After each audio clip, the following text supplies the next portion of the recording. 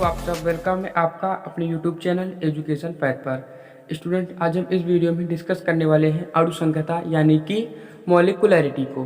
तो आइए student, time ना वेस्ट करते हुए हम चलते हैं सीधे आज के अपने टॉपिक की तरफ। देखिए स्टूडेंट, अणुसंख्यता क्या होता है कि किसी अभिक्रिया की अणुसंख्यता से तात्पर्य अभिक्रिया में भाग लेने वाले उन अणुओं की संख्या से है जो आपस में टक्कर करके रासायनिक क्रिया कराते हैं। मतलब स्टूडेंट, यहाँ पे कहने का मतलब है कि अणुसंख्यता जो होता है, जब कोई अभिक्रिया होती है तो उस अभिक्रिया में जो अभिकारक होते हैं, मतलब कि कितने अभिकारक मॉलिक्यूल्स हैं जो आपस में टक्कर करके, मतलब कि आपस में रिएक्ट करके उत्पाद बनाते हैं। यह सरल भाषा में समझे कि कोई भी अभिक्रिया में मतलब कि कोई भी अभिक्रिया में जो अभिकारक मॉलिक्यूल हैं उनकी संख्या ही उसकी मॉलिक्युलरिटी कहलाती है। ठीक है, मतलब कि जितने भी अभिकारक मॉलिक्यूल होंगे वह उसकी मॉलिक्युलरिटी कहलाएगी। सिंपल, क्योंकि जितने ही मॉलिक्यूल्स होंगे उतने आपस में टक्कर करेंगे ना। वही आपने लिखा है कि उन अणुओं की संख्या से है जो आपस में टक्कर करके रासायनिक क्रिया कराते हैं।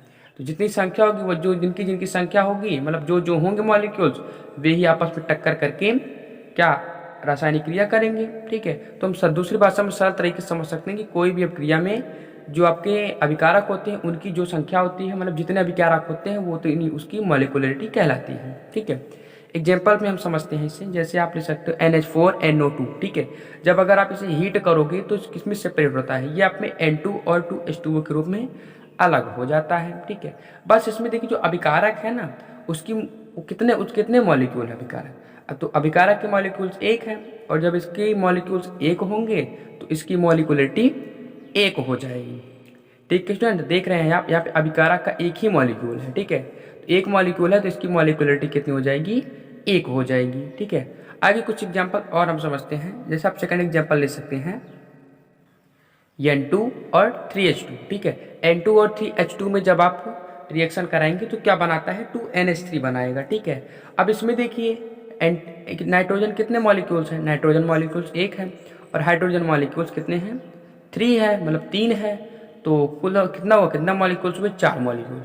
और जब इसकी मॉलिक्यूल 4 हुए तो इसकी मॉलिक्युलरिटी यानी कि हिंदी में से अणुसंख्यता कहते हैं हम। इसकी अणुसंख्यता कितना हो गया, 4 हो गया। वैसे आप इसमें भी ले सकते हो HI कितना है, इसकी मॉलिक्यूल्स 2 मॉलिक्यूल्स है। जब मॉलिक्यूल्स 2 है तो इसकी मॉलिक्युलरिटी 2 हो गई।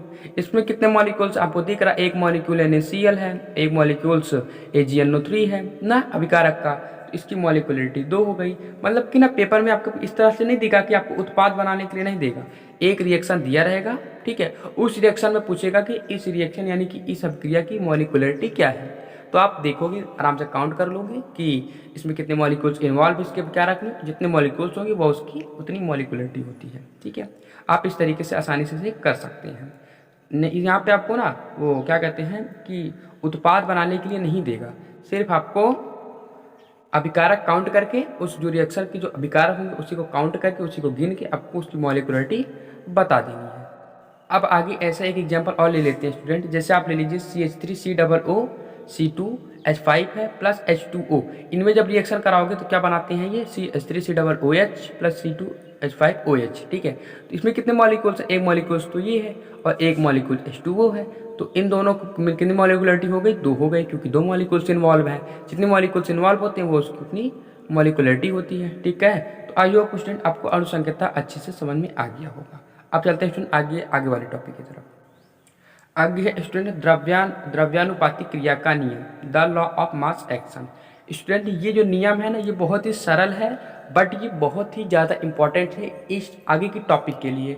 मतलब स्टूडेंट हम नेक्स्ट वीडियो में डिस्कस करेंगे अभिक्रिया की कोटि के बारे में। ठीक है, तो स्टूडेंट्स अगर आप अभिक्रिया की कोटि को अच्छे से समझना चाहते हैं तो आप इस नियम को जरूर समझिए, क्योंकि इस नियम के बिना आपको अभिक्रिया की कोटि समझ में नहीं आने वाला है। तो इसे अच्छे से माइंड को एकदम कॉन्सेंट्रेट करके समझिए। देखिए, अभिक्रिया की दर क्या होता है, अभिक्रिया की दर उसके अभिकारकों के अभिक्रिया की दर नहीं समझेंगे। यहाँ पे हम समझेंगे कि जो द्रव्यानुपाती क्रिया का नियम है ये क्या कहता है, ये कहता है कि अभिक्रिया की दर उसके अभिकारकों के सक्रिय, ये 2 बार लिख दिए हैं। ठीक है स्टूडेंट, सॉरी, अभिकारकों की सक्रिय मात्राओं के गुणनफल के समानुपाती होता है।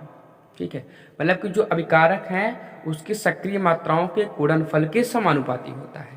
अभी कैसे होता है इसे हम समझते हैं ये क्या है, अभिक्रिया की दर जो है आपका वो डायरेक्टली प्रोपोर्शनल होती है किस पे, अभिकारकों के की सक्रिय मात्राओं के गुणनफल के। ठीक, अभिकारकों के सक्रिय मात्राओं के गुणनफल के डायरेक्टली क्या होता है, प्रोपोर्शनल होता है अभिक्रिया की दर। ठीक है, इसे हम एग्जाम्पल्स में समझेंगे तो आपका कॉन्सेप्ट क्लियर हो जाएगा। जैसे ए और बी में आप रिएक्शन करा रहे हो तो आपका प्रोडक्ट मान लीजिए बन रहा है सी और डी। ठीक है, यहाँ पे मान लीजिए कि ए कितना मोल है, ए मतलब 1 है, यहाँ पे बी का कितना मोल है, 1 है। ठीक है, तो एक मतलब एक मॉलिक्यूल्स ए है, एक मॉलिक्यूल्स बी है, सिंपल आप समझ सकते हैं। ठीक है, तो आप लिख सकते हो अपक्रिया की दर मतलब रेट ऑफ रिएक्शन को आप क्या करते हो, आर से डिनोट करते हो। तो आर इज इक्वल लिख सकते हो के यहाँ पे एक कांस्टेंट है। ठीक है, तो आर बराबर के ए बी।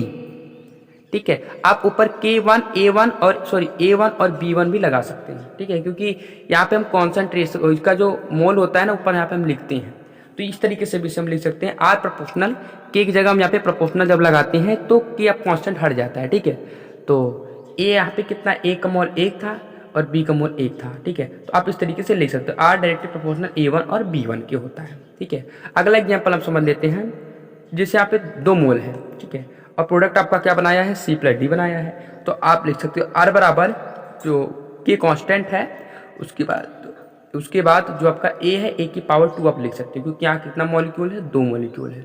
या फिर आप इसलिए हटा के आर डायरेक्टली प्रोपोर्शनल A2 के कर सकते हो। ठीक है, ऐसे और भी एग्जाम्पल्स आप समझ सकते हो स्टूडेंट। जैसे आप ले लीजिए ये 1A है, ये 2B है, 3C है। ठीक है, ये कितना, ए मॉलिक्यूल्स 1 है, बी मॉलिक्यूल्स 2 है, सी मॉलिक्यूल 3 है, तो प्रोडक्ट बनाया है ये अपना।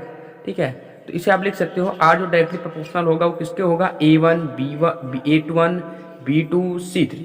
समझ रहे हैं ना, या आप आर इज इक्वल डायरेक्टली के करके के कांस्टेंट लगा के प्रोपोर्शनल की जगह A1 B2 और C3 इस तरीके से आप कर सकते हैं। ऐसे कोई भी रिएक्शंस अगर आ जाए तो आप इस तरीके से आसानी से रिएक्शंस आप कर सकते हैं। ठीक है, तो आगे हम जब नेक्स्ट वीडियो में ऑर्डर ऑफ रिएक्शन को समझाएंगे, मतलब अपक्रिया की कोटि को जब समझाएंगे तो वहाँ पे ऐसे ऐसे आपको बहुत सारे रिएक्शंस मिलेंगे, तो वहाँ पे आपको ये वाला कॉन्सेप्ट भी क्लियर हो जाएगा और आप इसे ना अच्छे से समझिए और कॉपी में नोट डाउन कर लीजिए स्क्रीनशॉट लेके। ठीक है, अगर आप इसे अच्छे समझ लेते हैं ना तो ऑर्डर ऑफ रिएक्शन यानी अपक्रिया की कोटि समझना आपके लिए काफ़ी हद तक आसान हो जाएगा। और ये एक इंपॉर्टेंट टॉपिक है, ये 12th के एग्जाम के लिए तो मोस्ट इंपॉर्टेंट है और ग्रेजुएशन में भी आपको ये मिलता है।